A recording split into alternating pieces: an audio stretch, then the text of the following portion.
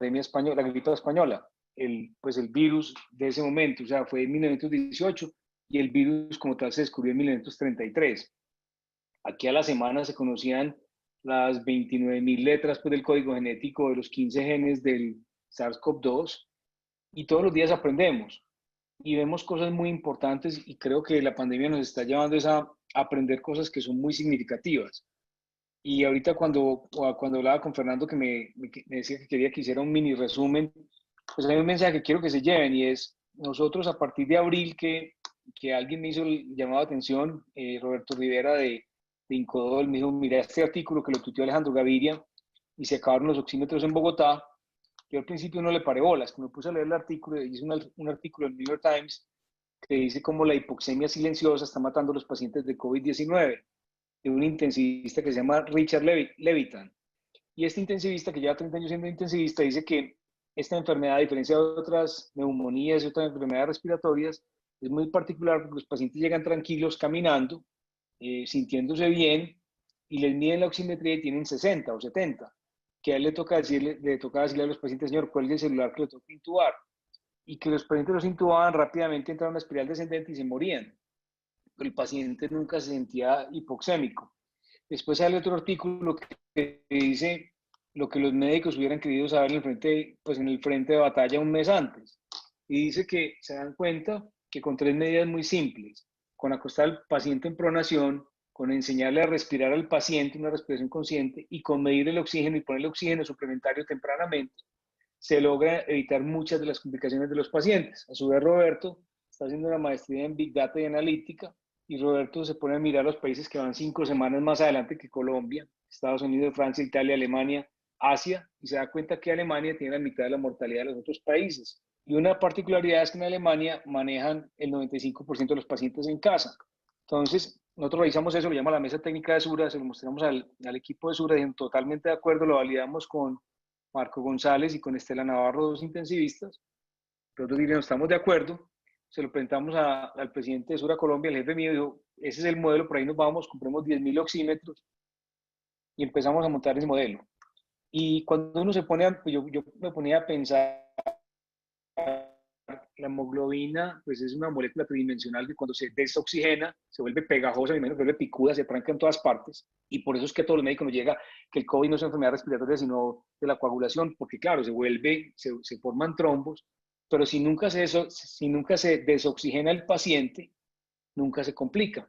Entonces llevamos hoy más de 3.000 pacientes con el modelo de oximetría, donde los pacientes que tienen factores de riesgo, que hoy podemos predecir en Sura qué paciente tiene riesgo de complicarse si le da COVID, le ponemos el oxímetro, lo acompañamos y les ponemos oxígeno temprano.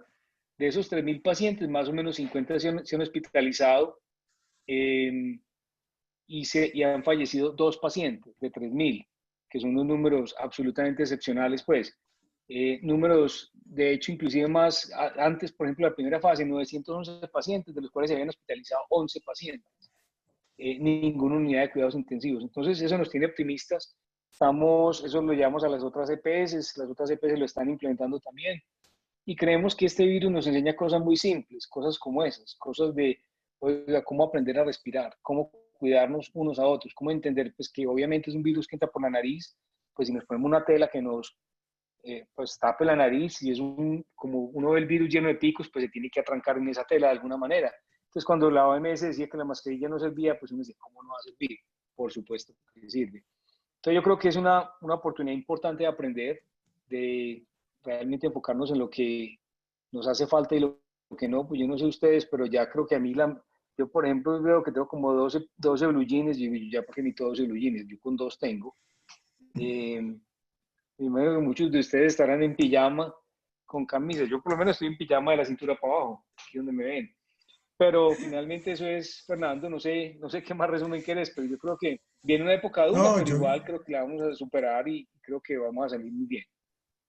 es interesante y creo que ha sido, de hecho, lo que pues, ha mostrado Sura en relación a lo que ha mostrado Colombia y el mundo es impresionante. Lo mismo también en el tema del diagnóstico precoz. Cuenta un poquito cómo ha sido ese trasegar de la mama, de lo que recuerdas hasta ahora pues que ya hay un programa y que las cosas están más sólidas? ¿Qué necesidades existieron para que pudieran llegar a este tiempo para ti? Muy bien, pues yo no sé ustedes cómo serán sus días, pero más inclusive con esta situación uno sí dice, oye, estoy haciendo suficiente, estoy haciendo las cosas bien, y ese ha sido siempre como el pensamiento. Y yo creo que nosotros siempre sabíamos que nos faltaba hacer las cosas mucho mejor por las pacientes de cáncer de seno, con las mejores intenciones del mundo. Y nosotros nos demorábamos 150 días entre la consulta y el inicio del tratamiento. Eh, y uno se pone a mirar y uno encuentra justificación. Entonces uno decía, no, 3 días entre la sensación de lesión y la oportunidad pues para hacerle un tamizaje, entonces después la cita con médico general que manda una ecomamaria que son 15 días, después el resultado alterado se demora 10 días, después la revisión por el mastólogo se demora 8 días, después la solicitud para la biopsia se puede demorar 25 días, después la confirmación de la biopsia que muestra el cáncer 10 días, después la revisión por el ginecólogo y el mastólogo otros 10 días, y finalmente la consulta y la solicitud para el tratamiento 30 días. Le dice, oye, no, son tiempos muy normales, porque cuando usted mira y a un paciente le dicen que tiene cáncer, le pasan varias cosas. Uno es que el tiempo se detiene. Entonces, pues una cosa son 30 días o 150 días en el tiempo detenido y otras son en tiempo normal. Pues mira, ahorita, por ejemplo, nos dimos cuenta que nos faltaba ser más compasivos y que realmente eso no nos estaba ni siquiera saliendo más barato, sino al contrario, mucho más costoso, porque llegaban las pacientes ya con unos estadios más avanzados, ya era todo mucho más difícil que si hubiera sido mucho más temprano. Entonces eso pues nos llevó a hacer unos esfuerzos donde Fernando pues fue muy instrumental en esos esfuerzos, donde decimos, oiga, ¿cómo hacemos para que lo que la paciente necesita se le haga, digamos, de una sola vez? Aquí estaba mirando la rendición de cuentas que fue hace tal vez un par de semanas, 9 días de oportunidad entre la sospecha y el diagnóstico de cáncer de mama y 3 días de oportunidad para la asignación de las citas en la IPS oncológica. Y Fernando Erazo era el que me daba a mí estos datos, que hoy deben estar supremamente desactualizados. De hecho, Fernando, para que me los actualices después, yo le decía, ¿cuánto vale una mujer, un cáncer de seno, el tratamiento de un cáncer de seno, una mujer estadio 0? Entonces decíamos, pues hombre, puede valer, ¿cierto? Puede valer 10 millones de pesos, pero estadio 4, decíamos que valía 220 millones de pesos, así como unas cuentas, así como mal hechas. Ligeras. Sí, entonces cuando mirábamos, uno decía, bueno, vale 22 veces más, pero además Fernando me daba unas estadísticas en ese momento y me decía, las mujeres con estadio 1, pues prácticamente la tasa de supervivencia pues puede ser del 100% a 5 años, y estadio 4 la tasa de supervivencia es 22%. O sea, además de que te vale 22 veces más, se te mueren 4 de cada 5. Entonces ni siquiera estás haciendo un buen uso de los recursos, ni siquiera estás siendo responsable, y eso nos llevó a preguntarnos cómo se podía hacer este proceso, digamos, de una especie de one-stop shopping. La clínica, pues, que hoy se llama Tiempo para Ti, basado pues en el modelo este francés y en ver muchos modelos. Y es un proceso de aprendizaje constante, de cuestionarnos y de pensar que nunca es suficientemente bueno, que siempre lo podemos hacer mejor y que siempre podemos ser más compasivos. Qué bien, sí. Creo que todos lo entendemos, lo valoramos y realmente, bueno, es emocionante. Me parece muy bacano que también están compartiendo la experiencia de lo del COVID con otras empresas, otras instituciones, otras aseguradores. Lo mismo pues eventualmente podrá pasar con este porque ha impactado mucho. Volvemos a hablar en un momentito, Gabriel, porque seguramente van a haber preguntas del público y queremos también Fernando, saber tus simplemente opiniones. como un dato, Sí, en este momento en ese modelo se han atendido 102.844 mujeres en ese modelo. que lleva Son datos. de hace cuánto. Ahorita estaba mirando, yo no me acuerdo, Fernando, esos son tal vez 5 años, no sé, En no estoy seguro. el tiempo para ti, en el No, nuevo, de pronto, bueno, este es solamente Tiempo para ti lleva un par de años, un como par un de par de añitos, sí, años. Sí, 102.844. muy bien, es un montón. Muy bien, volvemos enseguida con eso. Desmuteate aquí, Sebas. Yo otra vez les quiero presentar a Sebastián Díaz, cirujano general, cirujano de mama, se formó en Barcelona. Somos compañeros de trabajo en el Instituto de Cancerología. Es una persona pues de altísimas cualidades y es pues quien ha liderado todo este desarrollo del programa pues que hay en la actualidad. Sebastián, bienvenido, gracias por estar con nosotros. Es miembro también de AMA y de ACM y hoy nos acompaña. Bueno, Sebas, dale, la tienes tú. Bueno, muy buenas noches para todos. Muchas gracias pues por la invitación. Primero a Ama, le agradezco y a Fernando el espacio de poder presentar el modelo diagnóstico que ya el doctor Gabriel nos presentó un poco cómo fue la época previa, más digamos de años anteriores de la oportunidad y todo lo que esto impacta en costos y en supervivencia de la enfermedad. Yo les voy a presentar un poquitico datos más actuales de lo que tenemos actualmente desde el programa, desde que empezó un modelo previo que se llamaba Clínica de la Mujer hasta el desarrollo actual y los números más o menos que estamos manejando a día de hoy. Para los que no me conocen, ya Fernando me introdujo, soy Sebastián Díaz, soy cirujano general formado en Barcelona, no en el Clínic, sino en el Vall d'Hebron. De hecho, aquí me estaban escribiendo. Y soy también actualmente el líder de patología mamaria de lo que es EPS Sura. Les voy a compartir mi pantalla para que puedan ver mi presentación. Fernando, ¿la ves bien, cierto? ¿Están viendo mi pantalla bien? Muy bien, todo está perfecto, dale. Perfecto. Entonces, en esta oportunidad le voy a presentar lo que es el diagnóstico multidisciplinario de patología mamaria y la experiencia del modelo nuestro, que como nombre es Tiempo para ti. La charla la dividí en varias partes. La primera es una muy pequeña introducción y después les presentaré lo que les comentaba un poquitico antes de lo que era Tiempo para ti, o sea, cómo se manejaba Clínica de la Mujer y cómo nace la idea del One Stop Clinic, cómo es el modelo diagnóstico multidisciplinario, o sea, cómo funciona el circuito y los números que nosotros estamos manejando a día de hoy, y posteriormente al diagnóstico, cómo hacemos para remitir a una IPS para su tratamiento, sea tanto oncológica o sea simplemente por patología benigna. Entonces, aquí lo que tenemos es que aproximadamente el 54% de las mujeres, de las muertes, perdón, por cáncer de mama que se presenta en los países menos desarrollados y de bajos ingresos, y esto generalmente se debe en parte a las carencias y la inequidad del manejo y a las barreras que tienen de acceso a los servicios de salud y todas estas demoras en el diagnóstico precoz y el tratamiento oportuno de estas pacientes que son diagnosticadas. Esto me lo robé de un artículo presentado y publicado en 2018 del doctor Jorge Gurrola, que está presente en el grupo y le doy un saludo, y el grupo también del Instituto de Cancerología como el doctor Erazo y el doctor Luis Rodolfo, que también nos acompaña.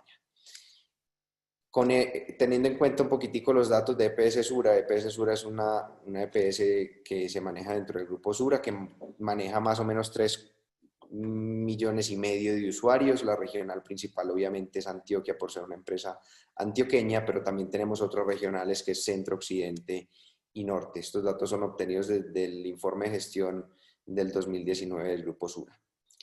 Y yéndonos un poquitico atrás, yéndonos más o menos a 2014, 2015, 2016, ¿cómo funcionaba la EPS? Que no era realmente mal.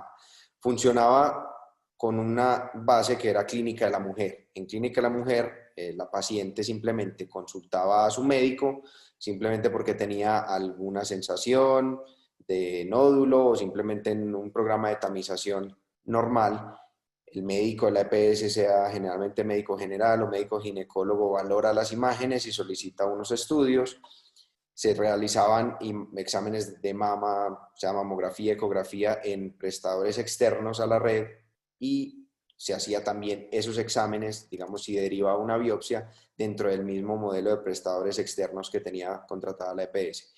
Posteriormente, con esos resultados, volvía donde el médico y el médico ya gestionaba y activaba lo que era Clínica de la Mujer. Eso era una consulta presencial con una enfermera que lo que hacía es que explicaba dichos resultados a la paciente en función de si era patología benigna o maligna, y ya la enrutaba, digamos, a la IPS o al médico que la tuviera que tratar en función de los contratos que se tenían en su momento. Esta enfermera también, si era un cáncer, le pedía unas pruebas de extensión estándar, que en ese caso eran radiología, simplemente le pedía radiografía de tórax y ecografía de abdomen, y le pedía también una gamografía ósea, eso independientemente del estadio, independientemente del subtipo, y con eso ya se derivaba a una IPS oncológica o la IPS pues, de patología benigna. Y realmente los números no eran tan malos como ya los mencionaba anteriormente el doctor Gabriel Mesa, porque en 2016 funcionábamos de esta manera, más o menos se hacían aproximadamente 76.000 mamografías de tamización y de ahí se derivan más o menos 5.000 biopsias de mama.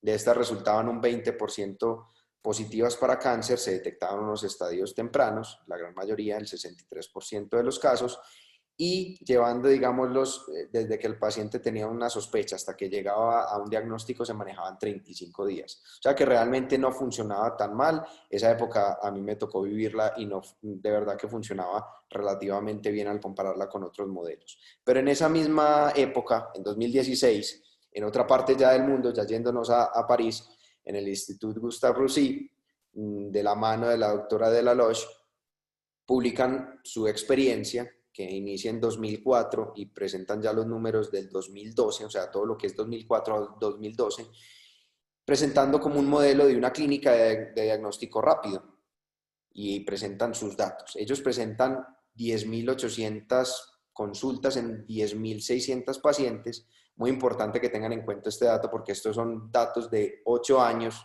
de recaudar pacientes, o sea, 10.600 pacientes en 8 años, y de ahí, digamos que le hacían, basado en un BACAF, en una biopsia con aguja fina, una biopsia y ya determinaban cómo hacer el tratamiento. Y ellos concluyen que realmente este modelo de diagnóstico rápido es beneficioso tanto en los tiempos y que adicionalmente es costo efectivo para dar un buen diagnóstico y es un modelo pues que se puede implementar. Entonces es cuando nace una idea, ya cuando se unen tres partes que viene siendo el Instituto Gustave Roussy con su idea de One Stop Clinic y de la mano de General Electric contactan a Dinámica en 2016, más o menos empieza pues 2015-2016 y es cuando se crea y se nace el modelo diagnóstico que lo bautizamos nosotros como Tiempo para Ti. Es un diagnóstico acompañamiento especializado, multidisciplinario para el diagnóstico de patología mamaria. ¿Qué objetivos tenía este modelo de diagnóstico? Es un acompañamiento especializado, vuelvo y repito, multidisciplinario, en el que estamos las especialidades que estamos siempre conjuntas para lo que es un diagnóstico de patología mamaria, lo hacemos todo de manera integral y evitamos así la fragmentación de la atención y brindar un diagnóstico en un mismo lugar y en un mismo día. O sea, muy diferente a lo que se planteaba anteriormente, que la paciente iba haciéndose todos sus exámenes, iba cada vez que se hacía un examen y generaba algo, volvía a su médico volvía y mandaba, digamos, la nueva orden, con esa orden volvía a esperar unos días y volvía, o sea, todo esto se evitaba, disminuyendo así los desplazamientos de la paciente a realizarse los trámites, los exámenes, perdón, y obviamente disminuyendo todo lo que son esos trámites administrativos a las usuarias, porque todo lo que es trámites administrativos, autorizaciones de exámenes y demás, pues todo se haría internamente. Y todo esto llevando a una paciente a que sea una experiencia. Nunca es buena que le tengan que decir que le tengan que hacer un montón de exámenes, pero digamos dentro de lo más agradable posible para toda esa paciente y toda esa familia que está alrededor de esa calamidad, digamos que es una sospecha de un cáncer de mama. Entonces se crea el modelo en el cual se generan unas imágenes que se hacen en prestadores externos y también en prestadores internos como en ese momento es Dinámica, ahora conocido como Ayudas Diagnósticas Sura, y a partir de ahí, si se generan unos resultados sospechosos, BIRATS 4 en adelante, se carga, digamos, todos esos resultados a un modelo en el cual migra a unas enfermeras de acompañamiento especializado y unos médicos también que están detectando todos esos resultados y a partir de ahí ya se genera como una alarma y se incluye dentro del modelo de diagnóstico de Tiempo para Ti. Entonces ya entrando puntualmente, lo que vemos es que los BIRATS 4 y los BIRATS 5 y obviamente BIRATS 6 que en algunos casos no remiten son donde nos vamos a enfocar porque son las pacientes que realmente van a llegar al circuito. O sea, para llegar al circuito no es simplemente palparse una mama y tener un nódulo y una sospecha, sino que se tiene que derivar de una imagen sospechosa que nos derive a realizar una biopsia. Dentro del modelo lo que podemos ver aquí es que el eje central es una enfermera navegadora. ¿Por qué? Porque es la puerta de entrada y es la que está, digamos, como su palabra lo dice, navegando con la paciente, llevándola alrededor de todo lo que es el circuito diagnóstico, y es la primera persona que va a recibir a la paciente. Entonces, ella la recibe, le explica cómo es todo el funcionamiento del circuito diagnóstico, verifica toda la documentación que nos trae esa paciente, los exámenes y, bueno, todas las historias de remisión y si tiene alguna nota de su médico tratante, y es quien recopila toda la información y se la presenta al mastólogo. Aquí todo el rato la paciente, digamos, va de la mano de la enfermera navegadora y de los médicos tratantes, generando, digamos, todo ese circuito diagnóstico. La primera persona entonces de los especialistas que la recibe es el cirujano de mama o el mastólogo. El mastólogo lo que hace es que recibe a la paciente, le realiza lo primero una historia clínica completa, obviamente con antecedentes personales, familiares, alérgicos, una historia pues muy completa, y quirúrgicos obviamente también. Analiza, digamos, y le pregunta todo lo que es su motivo de consulta y por qué la remitieron, y mira todos los resultados de los exámenes que le han realizado para derivarla al circuito diagnóstico. La explora obviamente y mira los que tienen el examen físico, y ya con toda esta información que tiene, la historia clínica, los exámenes que le han realizado y todo el examen físico, es quien va de la mano y le presenta la paciente al siguiente eslabón, digamos, del circuito, que vendría siendo el especialista en radiología.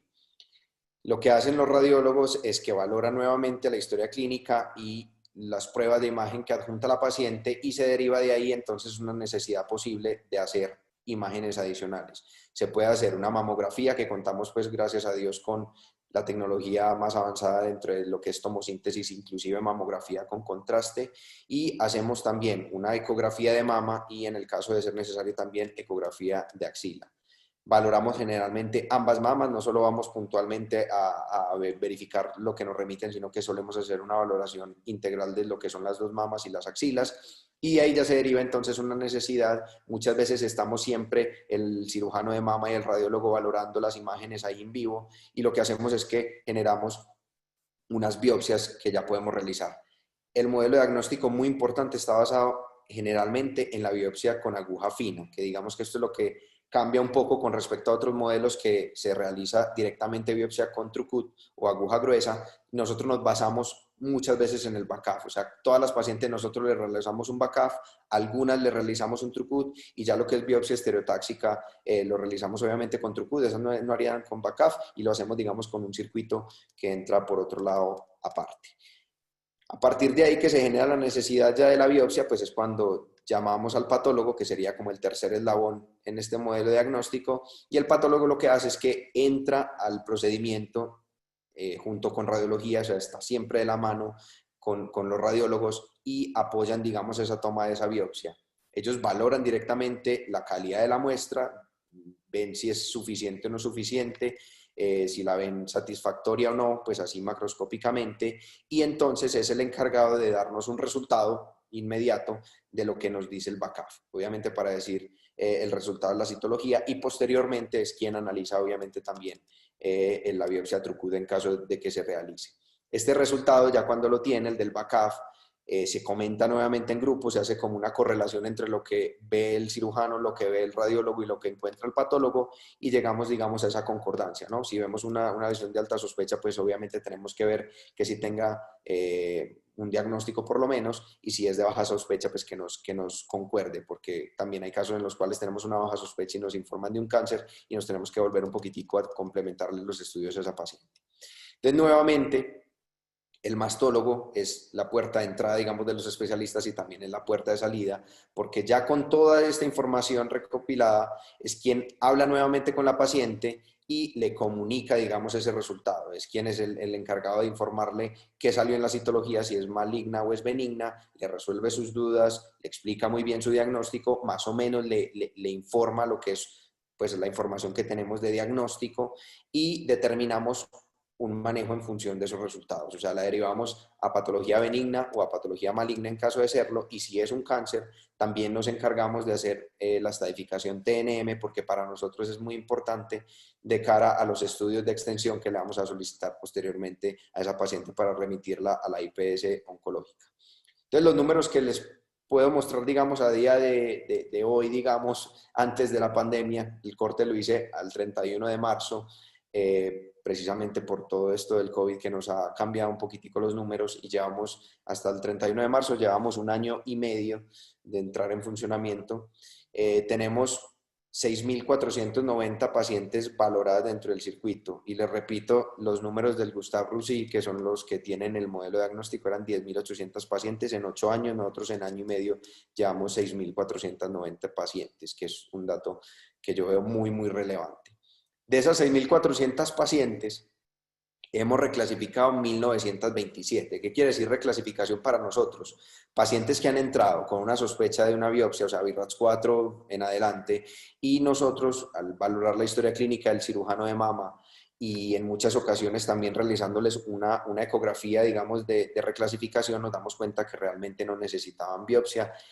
1.927 pacientes. Que solo hayan entrado a mastología y de ahí directamente se hayan derivado ya, digamos, dadas de alta del circuito, son 584 pacientes, y pacientes que les hayamos adicionado, digamos, también una ecografía adicional, son 1.343 pacientes. O sea que hay una reclasificación importante. Aquí lo importante de tener un equipo multidisciplinario y que conozca el tema, en lo cual se ahorraron casi 2.000 biopsias por solo el hecho de haberle dado una segunda mirada a un especialista en cirugía y en radiología de mama. Nosotros también, digamos, ya derivándonos todas estas pacientes, las que reclasificamos que se salvaron, digamos, de una biopsia, nos quedan 4.564 pacientes, de los cuales le realizamos, sumando, digamos, la cantidad de procedimientos a esas pacientes, le realizamos 7.349 biopsias. ¿Qué quiere decir esto? Pacientes que se les hace BACAF, TrueCut, si tienen lesiones múltiples, se les hace biopsia en axila, bilateralidad, bueno, digamos, todos los procedimientos adicionales que se les realizan fueron un número también muy importante, casi 7.500 pacientes.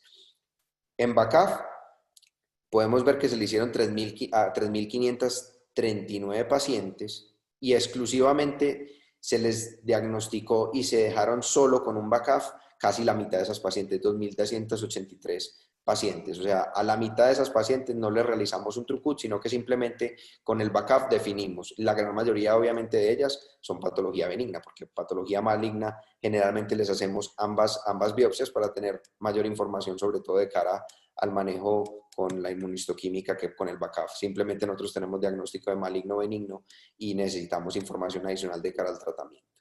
El TrueCut se realizó en 1.492 pacientes y biopsia estereotáxica que se hace con TrueCut.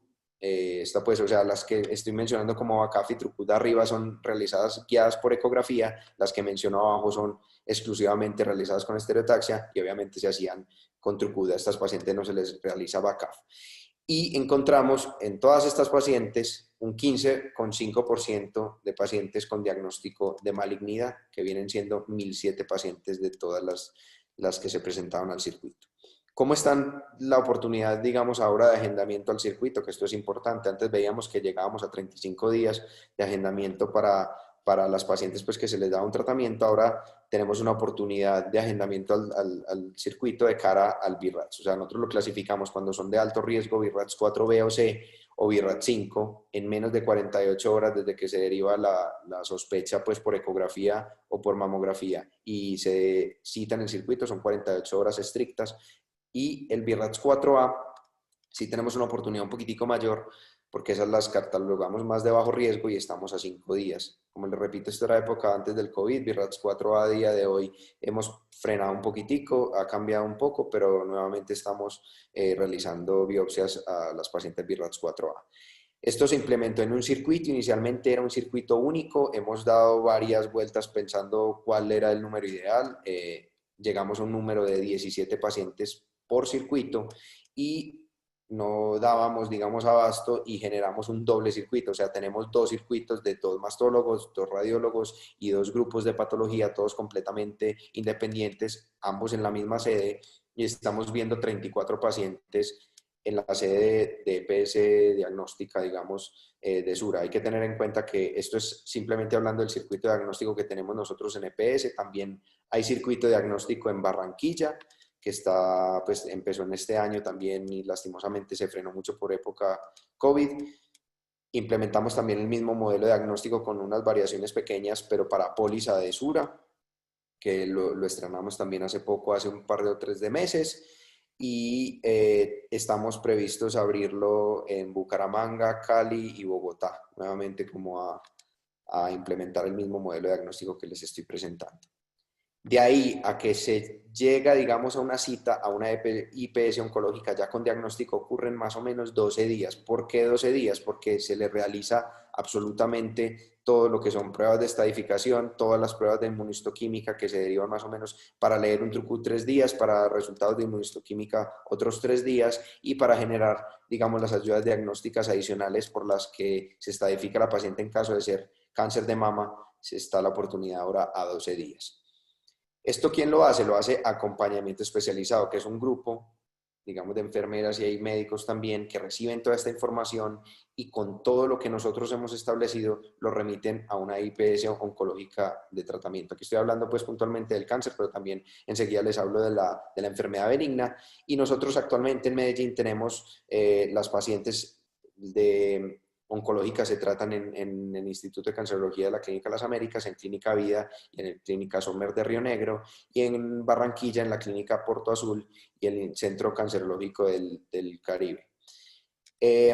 Estas pacientes antes las estadificábamos, acuérdense, de manera estándar, con una radiografía de tórax, una ecoabdomen y una gamografía ósea, pero llegamos a un consenso en el cual las estadificamos en función del TNM, por eso es muy importante ese diagnóstico del TNM, la clasificación del TNM, perdón, y en función también del subtipo, porque inicialmente lo estábamos haciendo solo acorde al TNM y posteriormente se hizo también el cambio, gracias a las sugerencias pues, de todas las IPS oncológicas que atienden los pacientes nuestros, pues llegamos a la conclusión de que los íbamos a dividir entre los luminales y lo que eran triple negativos y HER2 positivos, y en función del TNM pues les hacemos unas pruebas de estadificación u otras. En los luminales hacemos en los estadios iniciales, clínicamente T1 con axila negativa, exámenes básicos de ecoabdomen, placa tórax y laboratorio, no les hacemos gamografía ósea, y a partir de T2 si les empezamos a realizar gamografía ósea, y ya cuando son T3 o con cualquier,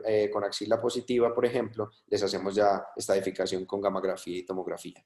Los que son triple negativos, como son un poco más agresivos, entonces estos sí directamente a partir del T2 les hacemos ya estadificación con tomografía y gamografía ósea. Todo esto lo realiza acompañamiento especializado para poderlo remitir a la IPS oncológica. Y ya si es patología benigna, también hicimos un manejo, digamos, y una guía de abordaje de patología benigna, que esta es también nueva, y lo que hacemos es que lo clasificamos en 2 tipos según sea el riesgo poblacional y el tipo de biopsia, si la lesión es proliferativa, no proliferativa o atipia, la catalogamos y en función de esos resultados miramos cómo lo vamos a manejar.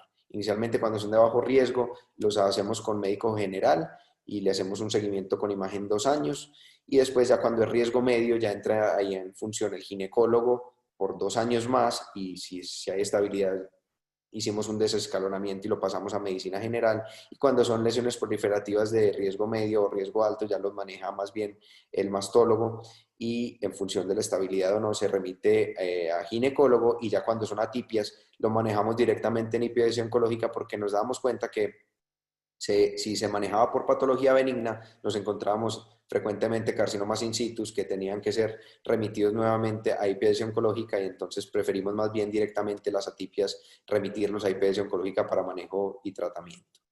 Yo agradezco para darle, digamos, un gran abrazo y un saludo a todo el equipo que funciona en Tiempo para Ti.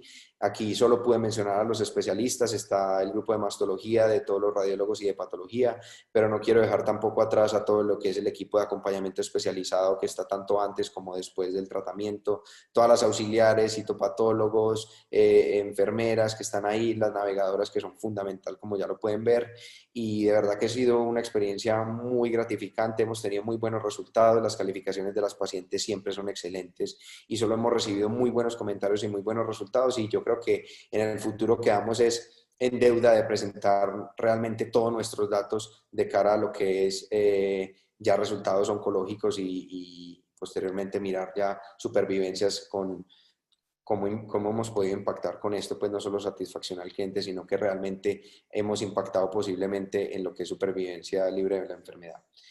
Les agradezco mucho.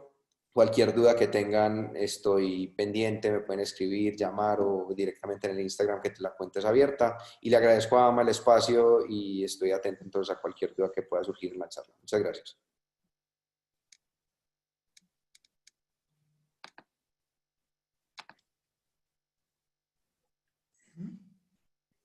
Perfecto, Sebas. Excelente. Muchísimas gracias. Ha sido de verdad bien provocativa esta presentación, muy agradable. Ya tenemos varias preguntas que en su momento vamos a contestar, pero en aras de poder manejar el tiempo y que tengamos los espacios adecuados, vamos a seguir.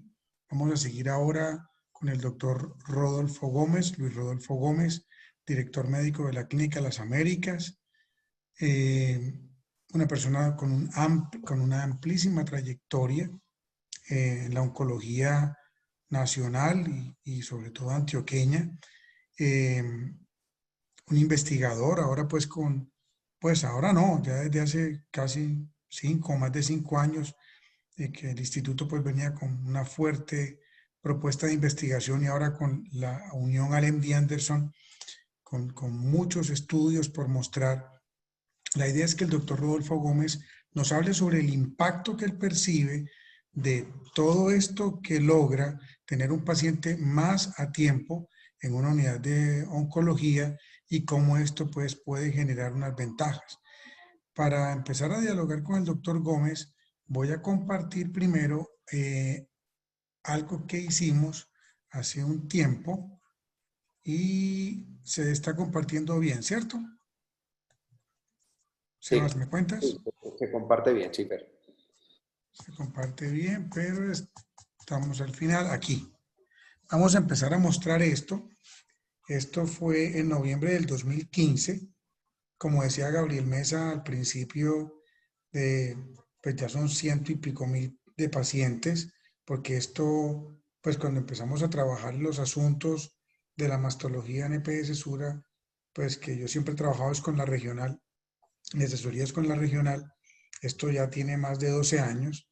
Y en este momento, en noviembre del 2015, hicimos un trabajo con el doctor Gómez, con Jorge Gurrola, con el equipo de investigación, Héctor Iván, y el equipo de investigación de las Américas, y mostramos esto, los retos de las pacientes colombianas con cáncer de mama. Esos retos, estamos hablando de esto hace 5 años, es que a pesar de que en el mundo desarrollado se ha reducido significativamente la mortalidad por cáncer de mama, los países en vías de desarrollo aún tienen tasas elevadas de mortalidad. Esto lo hablaba Mauricio Borrero excelentemente hace algún tiempo, de una manera muy interesante. Por ahí está Mauricio también, Borrero.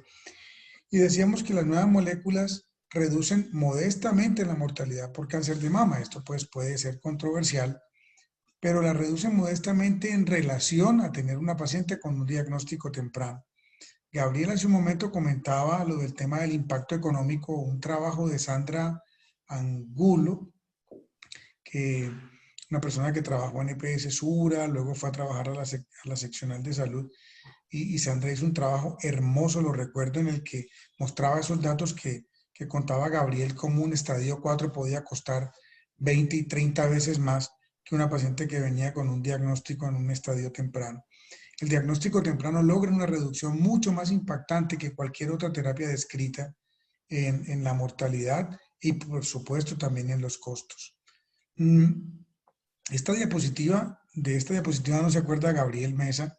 Gabriel la hizo para llevarla al MD Anderson y aquí más o menos para ese momento mostrábamos las diferencias que teníamos en el régimen subsidiado y el régimen contributivo, porque nosotros precisamente lo que pretendíamos era hacer una comparación entre esos dos regímenes, el subsidiado y el contributivo. Queríamos mostrar de los pacientes que habían llegado al Instituto de Cancerología cómo se habían comportado estas dos poblaciones, así de manera cruda, el subsidiado y el contributivo, y también qué había pasado con las del contributivo, entre las que habían unas que venían de un programa de navegación y así en ese momento conocimos o denominamos lo que pasaba en Sura de una manera menos elaborada a lo que existe ahora y lo que pasaba con el resto de EPS o de pacientes del régimen contributivo.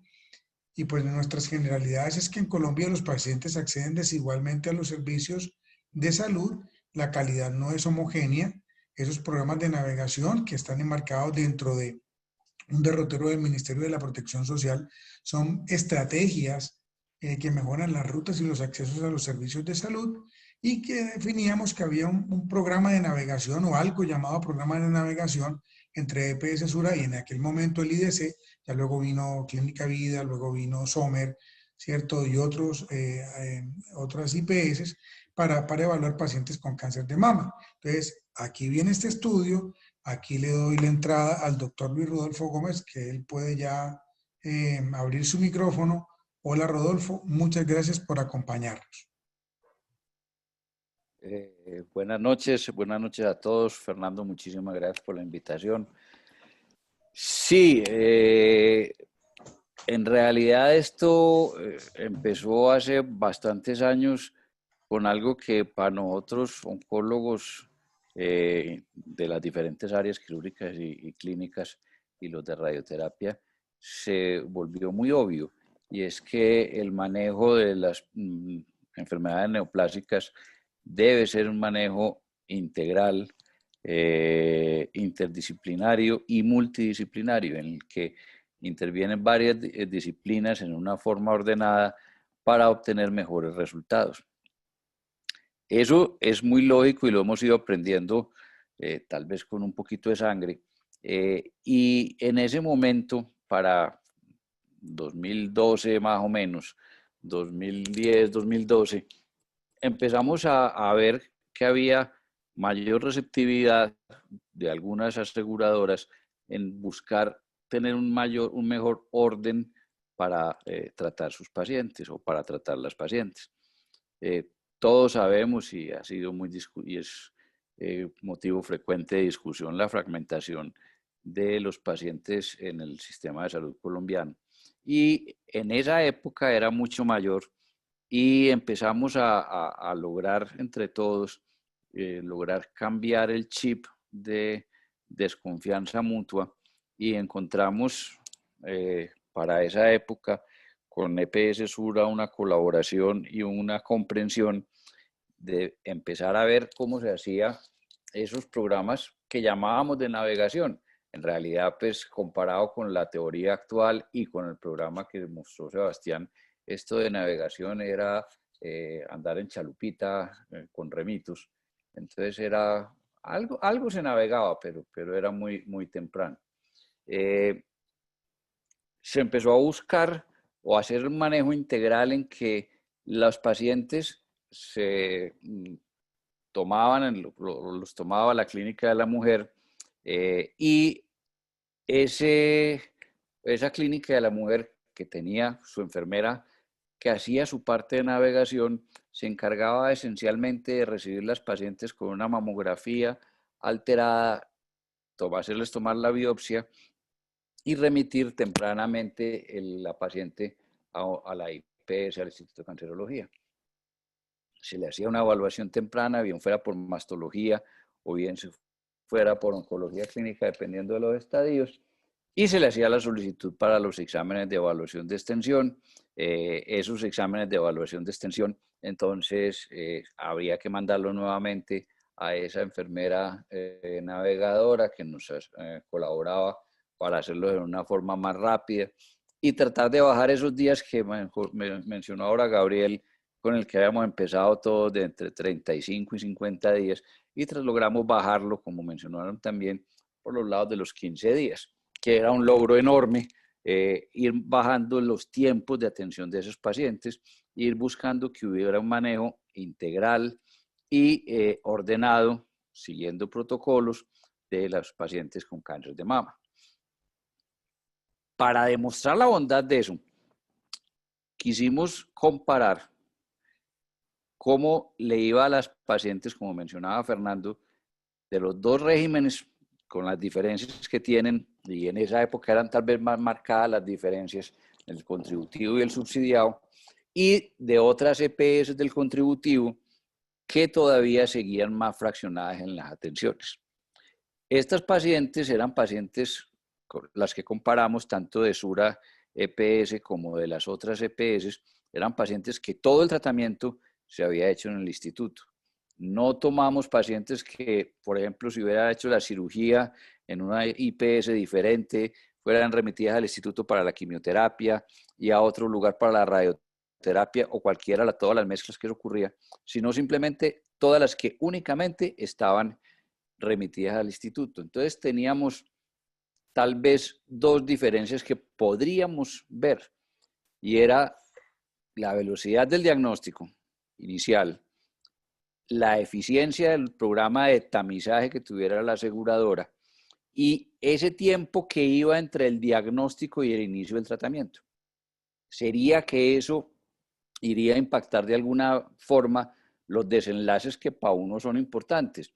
Obviamente uno tiene que buscar sobrevida global. Ustedes saben que en cáncer de mama la sobrevida global es mucho más larga, pero podríamos también verla de la sobrevida libre de enfermedad.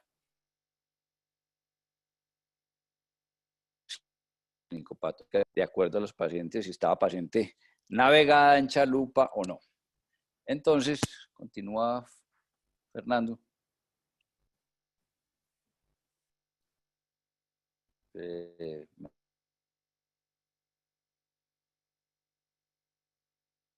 Lo cual no sería raro. Escucha.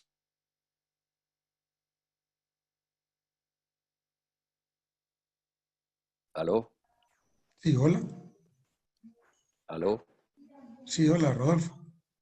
¿Me estás escuchando? Que me está saliendo aquí Estoy un letrero escuchando. que la conexión está inestable.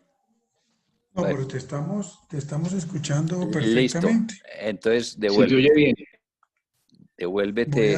a devolverme, ya creo que es aquí, acá y acá. Ahí, listo.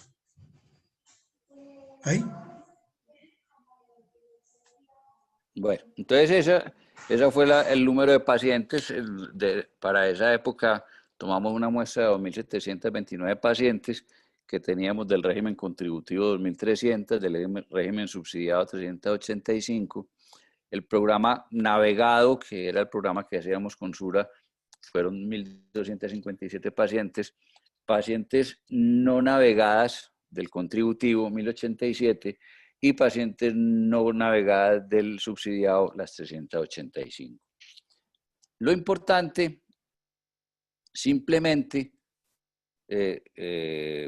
al buscar acortar, no, sigue para adelante.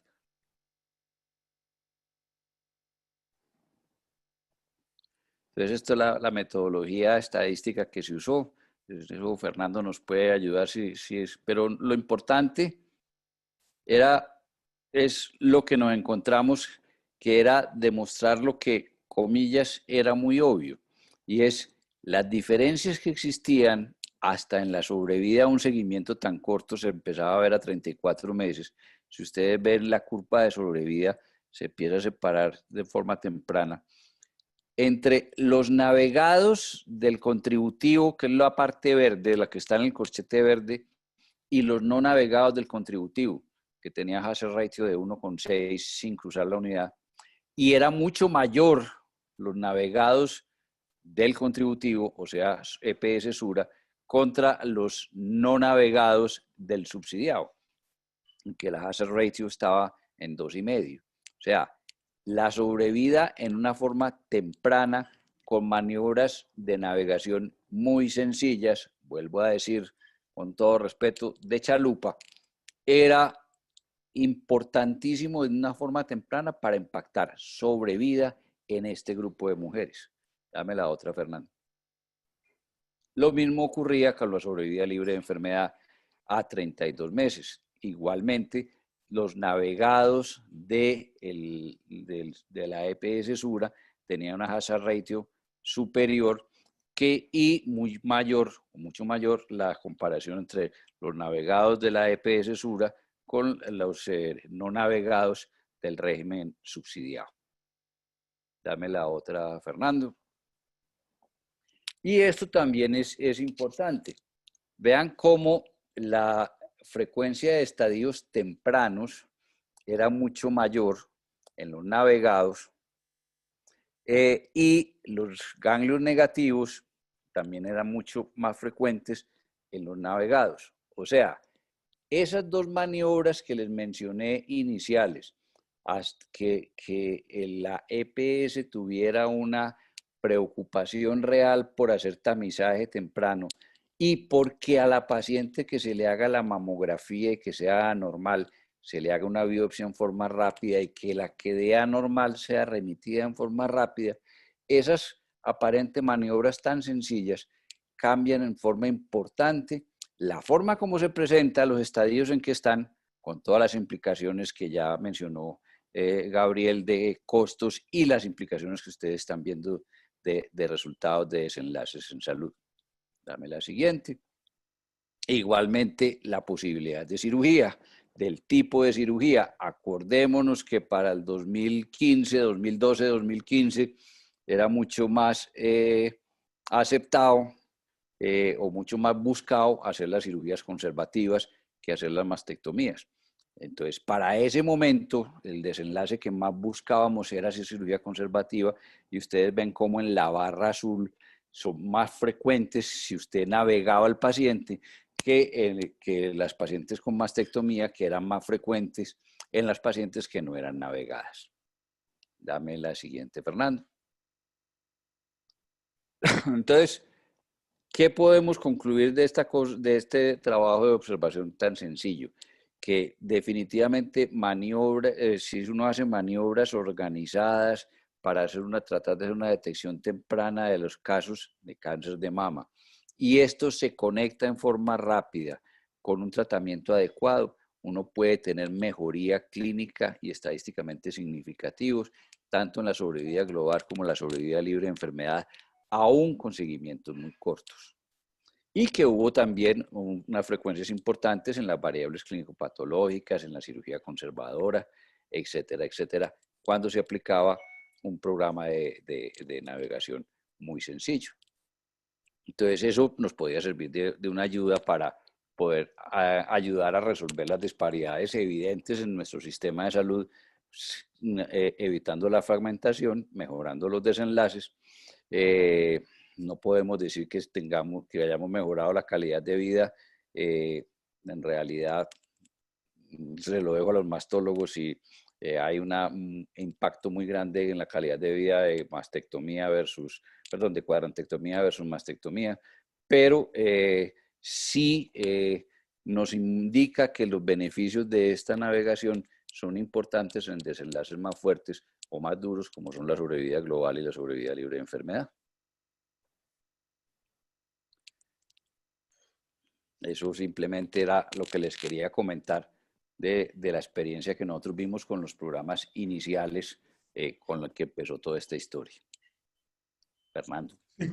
Sí, también que no encontramos en ese momento estudios publicados de América Latina, todavía no los hay ahora que estuvimos revisando con Rodolfo para este pues, diálogo, todavía no hay, probablemente ya pronto vendrán los de la Clínica de la Mujer y finalmente pues esto es muy importante y pues las limitaciones estadísticas es que teníamos una supervivencia pequeña, teníamos una cohorte histórica y nos faltaba un análisis multivariado, pero finalmente lo impactante pues era evidente y entonces como volvemos al principio, los retos en el mundo desarrollado pues se han reducido la mortalidad y nosotros todavía tenemos que reducirla, pues ese es el reto que tenemos y finalmente diagnosticar temprano, educar y actuar son fundamentales. Eso de alguna manera enmarca de una forma esperanzadora todavía ese diálogo que tenemos pendiente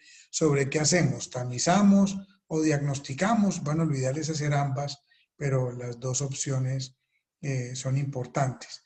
Y decíamos en aquel momento que muchas veces nosotros nos enfocábamos en aspectos cualitativos y eso no nos dejaba actuar, pues la propuesta que había en aquel momento era medir, analizar y modificar cualquier aspecto que permitiera mejorar los impactos y bueno, en 5 años finalmente llegó todo esto que ya tenemos y bueno, y ha sido sumamente alentador y es en gran parte lo que nos trae el día de hoy.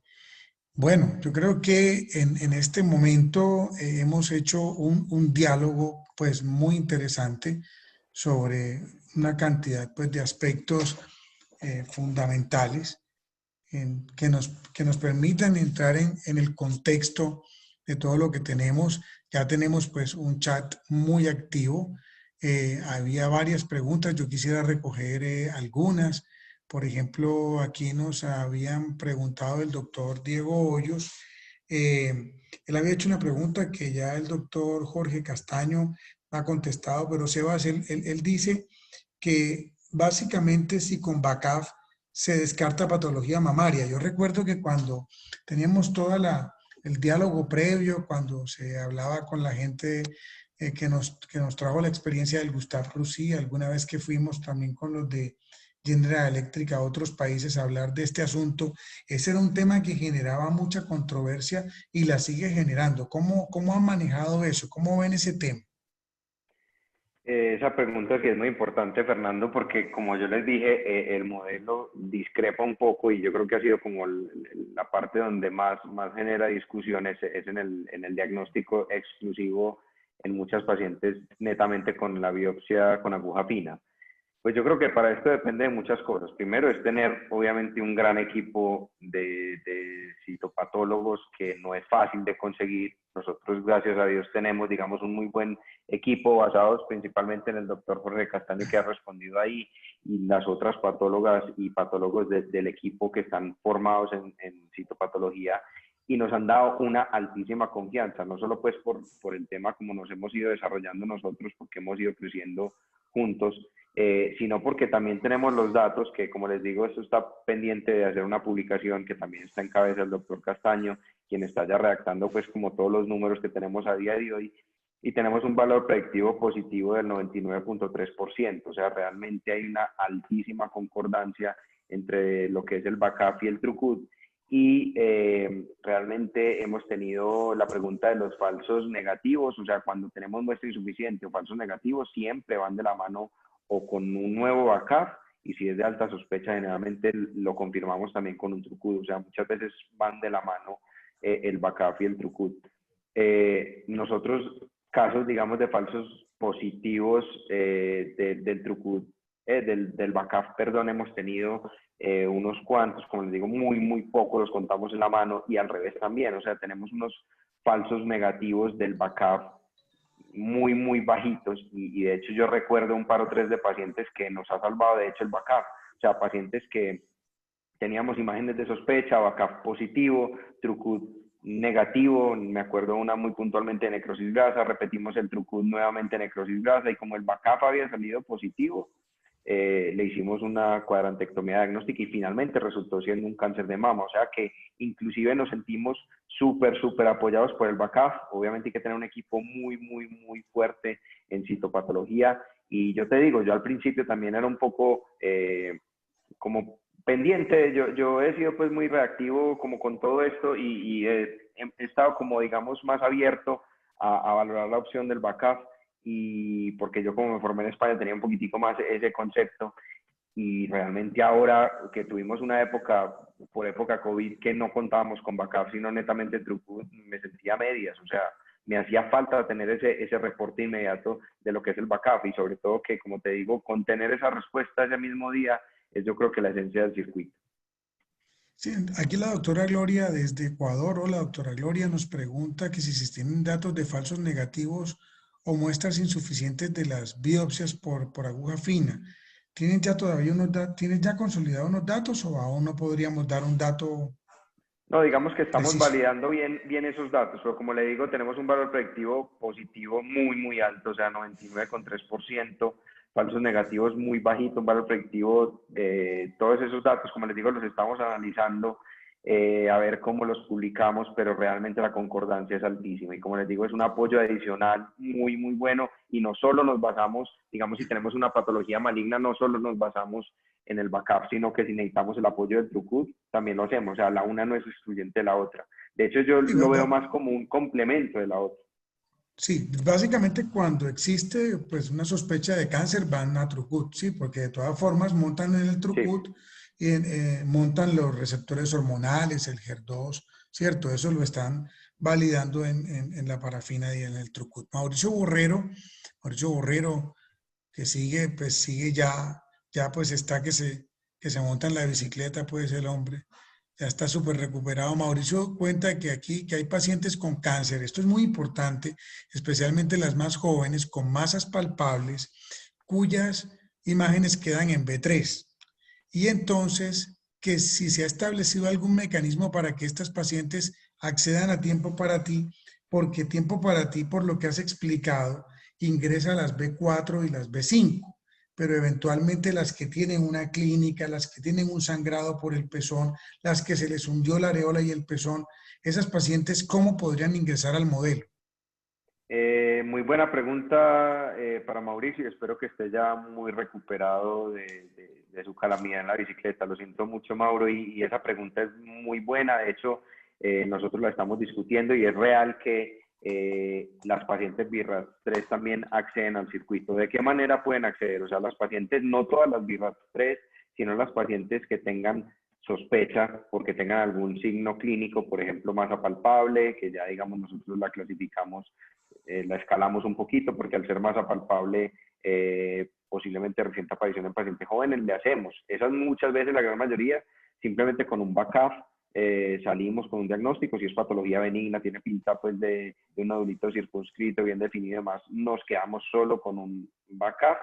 Pero sí es verdad que entran al circuito. Generalmente las pacientes que vienen remitidas por mastólogo directamente entran al circuito, no les hacemos ningún tipo pues de filtro, o sea que las pueden mandar sin ningún problema. Las pacientes que vienen remitidas por ginecólogo, yo soy generalmente quien está haciendo ese filtro, también basado con radiología, y lo que estamos es, la gran mayoría de las pacientes son correctamente remitidas porque son pacientes que tienen alguna otra clínica, como los menciona pues Mauricio, y las pacientes también de medicina general remitidas al circuito con BIRAT3, pues también las clasificamos, y si vemos que tiene alguna sospecha, porque yo analizo completamente, digamos, la historia clínica, otros factores que, digamos, el radiólogo muchas veces al hacer la imagen no tiene acceso, ingresan al modelo diagnóstico. O sea que si es posible, digamos, no es la esencia ni la ruta inicial por donde se deriva el circuito, pero acompañado de una historia clínica y pasando, digamos, por un filtro, las estamos haciendo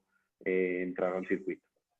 Mauro insiste en la pregunta. Básicamente creo que podríamos insistir en que no hay una respuesta, que es un desafío de lo que hay que planificar. Gonzalo Ángel cuenta que el triple test debe tener concordancia.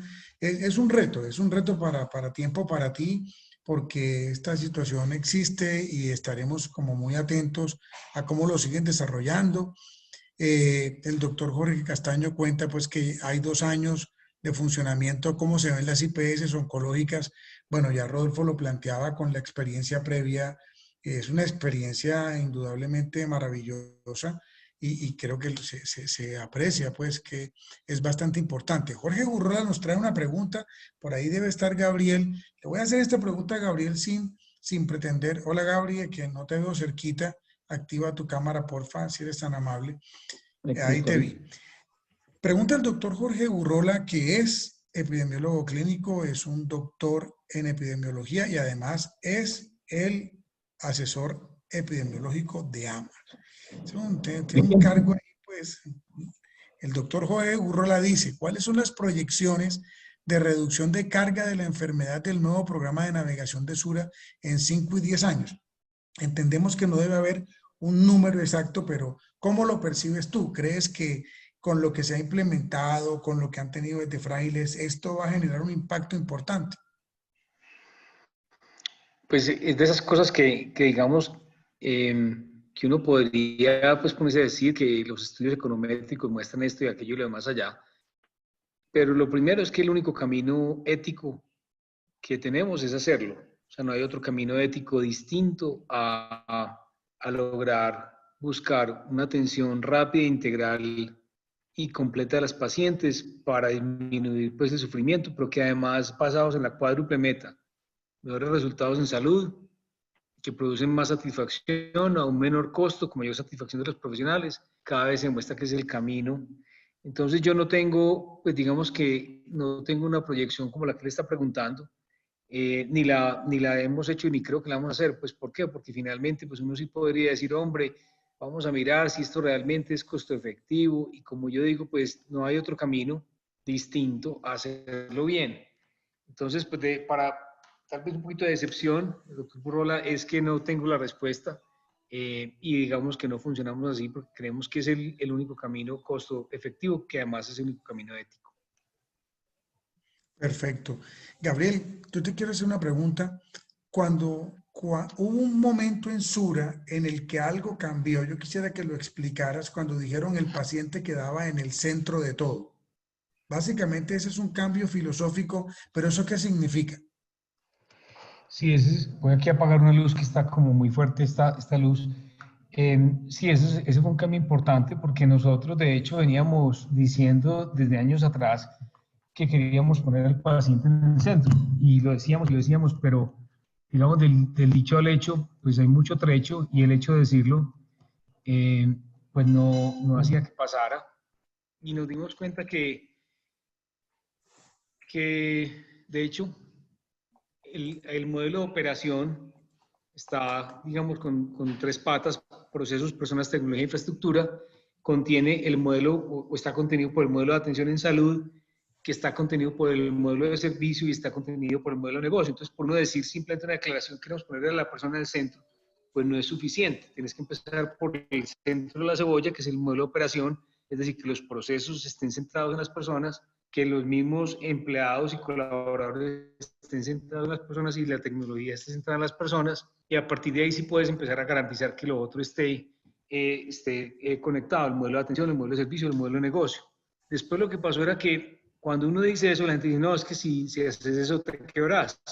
Pero cuando fuimos capaces de conectarlo con lo que mencioné que primero era la triple meta, y es decir, la única forma como los sistemas de salud hoy son sostenibles y costo efectivos es buscando mejores resultados en salud, que producen más satisfacción a un menor costo, y con un cuarto componente que es la mayor satisfacción de los profesionales de la salud, porque pueden hacer lo que realmente estudiaron y para lo que están hechos, que es para mejorar la salud de las personas. Y eso nos demostró que finalmente, mientras mejor hacíamos las cosas, mejor nos iba económicamente. Era paradójico porque la mayoría del sistema funcionaba al revés: hacer menos cosas para que me fuera bien. Obviamente, cuando haces menos cosas y no las haces articuladas, los pacientes llegan complicadas, mucho más costosas, mucho más insatisfechas, exigiendo mucho más que si desde el principio lo intentas hacer bien. Entonces, ha sido un proceso de alinear, aparte, y que realmente es mucho mejor para todos. Ese fue un camino que empezó en el 2015, que llevamos pues 5 años en ese camino, como vamos a hacer esa declaración, y no nos atrevemos, porque decimos, no, es que si hacemos esa declaración nos quebramos, y realmente poner a las personas en el centro no quiere decir darles todo lo que piden, sino acompañarlas a estar más saludables a partir de ese entendimiento, esa participación y esa creación de valor para el paciente. Perfecto, no, muy bien. Mauricio, Lina Torres nos recuerda o indica que cuando el especialista genera la orden de biopsia por sospecha clínica, se identifica la necesidad y se analiza la historia clínica. Probablemente es como lo están haciendo, pero bien, queda de alguna manera, yo creo que un sentimiento recogido de que también es muy importante tener en cuenta a los pacientes que no tienen una imagen que genere la sospecha, para poder hacer todo este proceso de tamización o de screening que hacen al interior de Tiempo para Ti. Y Mauricio Borrero remata sobre que no hay ninguna publicación de tamización que muestre resultados tan impresionantes como los que se muestran con diagnóstico temprano a través del programa de navegación que mostraron los doctores Rodolfo Gómez y Fernando. Y sí, pues yo estoy de acuerdo con Mauro.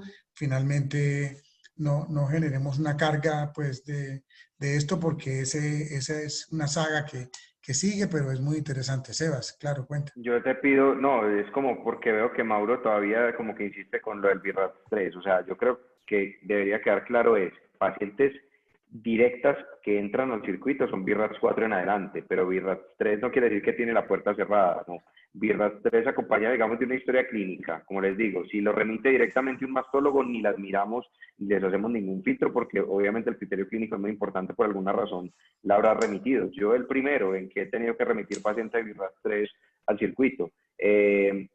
y las hacemos. O sea, no es que no se le abra la puerta a las BI-RADS3, sino que siempre miramos por qué están remitiendo las pacientes BI-RADS3. O sea, lo que nosotros, digamos, hacemos es una valoración de la historia clínica, cuál es el motivo por el cual están remitiendo BI-RADS3, y si realmente tienen motivo, pues las programamos en el circuito. Rodolfo Gómez, que está por aquí, se desmutea. Ese verbo no Señora, existe. señor. No, señora, todavía no. Ya acá, ahorita voy a El pelo explorar las abundante. opciones. Sí.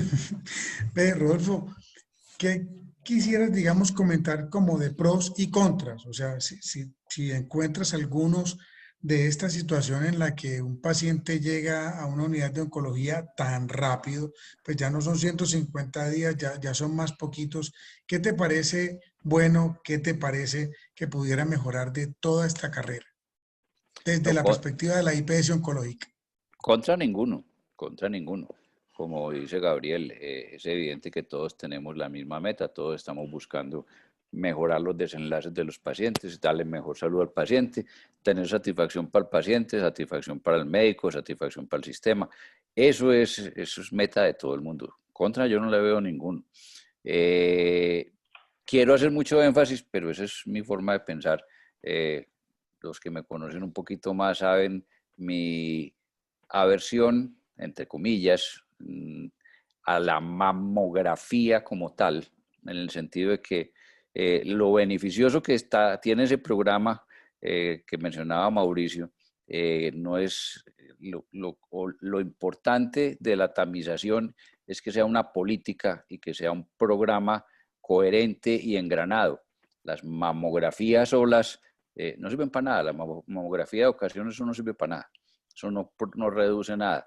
Y de hecho lo que se está viendo en este programa es cómo la comparación entre una aseguradora que navegaba, o sea, que tenía una tamización dentro de una política de tamizar y de unir, engranar el resultado de la tamización, no simplemente hacer la mamografía por hacerlo y dejar al paciente suelto, sino busque el resultado, busque la que se salió normal, llévela, hágale la biopsia, si le dio anormal, remítala rápido. Esa sola cosa impacta. No es la mamografía, es el manejo integral, el programa integral, es lo que va a impactar. Entonces, pros todas las que quiera. Perfecto. Yo pues me declaro infinitamente complacido. Muchas gracias a David que nos está felicitando, a David Gómez, un miembro activo de AMA, radioterapeuta, amigo. Y David nos está felicitando por el espacio. Muchas gracias, David. Está saludando a Gabriel y a todos. Completamos ya prácticamente 1 hora y 30 minutos. Qué bueno que tenemos este espacio. Tenemos muchas propuestas. Les agradecemos infinitamente. Para nosotros es sumamente halagador que vengan y nos traigan sus propuestas. Estamos aprendiendo a hacer todo esto dentro de las limitaciones que hemos tenido. Es una oportunidad que nos generó la pandemia. Hemos tenido pues apoyo ya de la industria, de algunas que han venido. El doctor Egurrola, que se ha mostrado pues muy interesado, en la junta directiva, que quiero resaltar y agradecer nuevamente a Mauricio Lema, Néstor Ginás, Carlos Restrepo, Jairo Estrada, entre otras cosas. Hay una foto que mostró Sebastián y parece Jairo Estrada, pues hace de pronto como 1 o 2 años, ¿cierto? Por ahí estaba Jairo Estrada y la doctora Ana María Carvajal. Gracias de verdad a todos ellos por esto, a todos los que asiduamente nos acompañan y nos generan propuestas. Ya pronto pues van a ver esta presentación como todas en la página. De todo esto siempre se ha encargado Mauricio Lema, que por fortuna pues es el tecnológico de nosotros y nos permite mantenernos conectados. Los que no pudieron asistir la pueden ver, los que la vieron y la quieren repetir también, a través de nuestras páginas nos pueden contactar. Ya pues tienen un correo electrónico, ama.mastología@gmail.com. Gracias de nuevo, Gabriel Mesa, gracias Sebastián y gracias Luis Rodolfo por acompañarnos, por estar con nosotros y los esperamos en la próxima emisión. Muchísimas gracias y buenas noches a todos. Muchas gracias a todos. Gracias. Fuerte abrazo. Buenas noches. Gracias. Gracias Buenas a noches. todos, gracias, muchas gracias. Sebastián, Rodolfo, Muchas gracias. gracias.